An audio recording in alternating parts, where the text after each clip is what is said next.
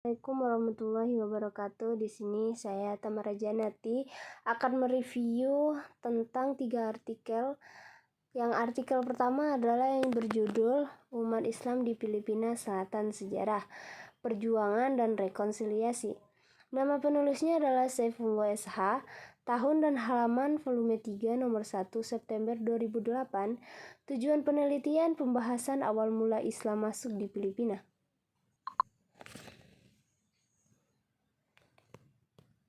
Dan mula-mula silsilah kesultanan yang menganut agama Islam. Dalam pembahasan ini juga tentang masalah umat Islam dan pemerintahan Filipina. Latar belakangnya pada masa kerajaan Kesultanan Filipina, dan permasalahannya adalah umat Islam yang berada di Filipina mengalami serangan dari Portugis yang bernama Magellan. Ia mati dibunuh oleh penduduk Cebu karena ikut campur peperangan penduduk lokal.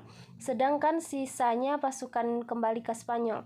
Pada tahun 1564, kerajaan Spanyol menghantar satu rombongan di bawah pimpinan Miguel Lopez dan Legazpi bersama dengan 6 misionaris Kristen. Salah satu tujuan mereka datang ke Filipina adalah memurtadkan paksa umat Islam Filipina menjadi Kristen dengan bantuan senjata dan kekerasan kerajaan Spanyol, menyebabkan proses pemurtadan berjalan sistematis dan berjaya. Sehingga saat ini 83% penduduk Filipina adalah penganut Kristen Katolik dan merupakan satu-satunya negara di Asia Tenggara yang berpenduduk Kristen terbesar. Tujuan dari judul ini adalah menceritakan dari awal bagaimana masuknya Islam, dari mula gelar raja kerajaan yang diganti menjadi kesultanan, dan mulainya masuk Portugis demi menjalankan misi politik dan misionaris Kristen. Metode penelitian adalah studi pustaka. Kesimpulannya adalah tampaknya ada dua kekuatan yang saling berbeda pendapat dalam mengatasi kemelut dan konflik di Filipina, yakni pihak pemerintah di satu pihak dan warga muslim di pihak lainnya.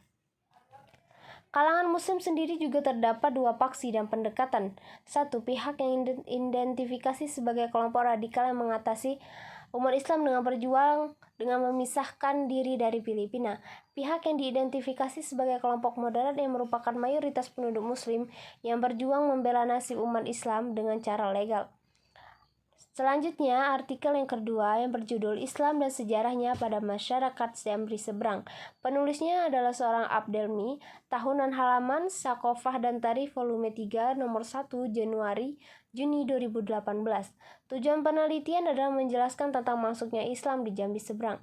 Pembahasan awal mula Islam masuk ke Jambi menceritakan tentang peran seorang muslim dari Turki dan cikal bakal berdirinya Kesultanan Jambi.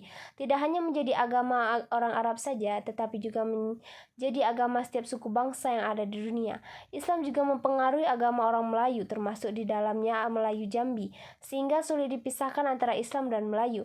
Dalam adat Melayu diucapkan dasar Islam yang berbunyi, adat bersandi sara dan bersendi kitabullah. Metode penelitian observasi dari tempat-tempat sejarah. Kesimpulan, masuknya Islam di seberang kota Jambi bersamaan dengan pindahnya kerajaan Melayu dari daerah Tanjung Jabung ke pedalaman Jambi yaitu Tanah Pilih pada masa pemerintahan Rangkayo.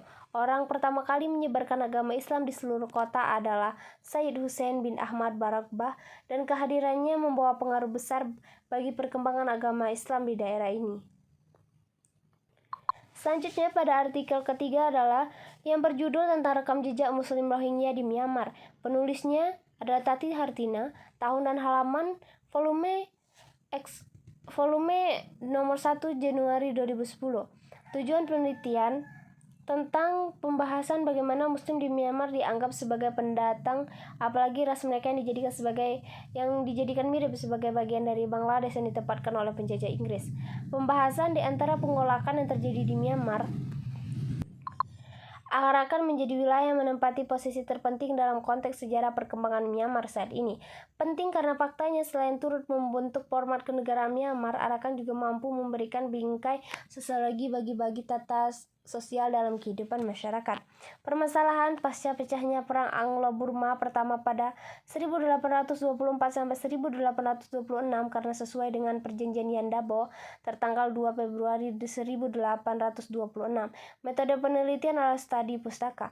Kesimpulan, Uni Myanmar dimasukkan sebagai kesatuan kebangsaan bangsa Burma yang oleh karena alasan menjaga stabilitas nasional dengan tidak hanya mengutamakan komunitas kenegaraan dari awalnya bernama Burma menjadi Myanmar. Baiklah, hanya inilah yang saya sampaikan. Saya ucapkan terima kasih. Wassalamualaikum warahmatullahi wabarakatuh.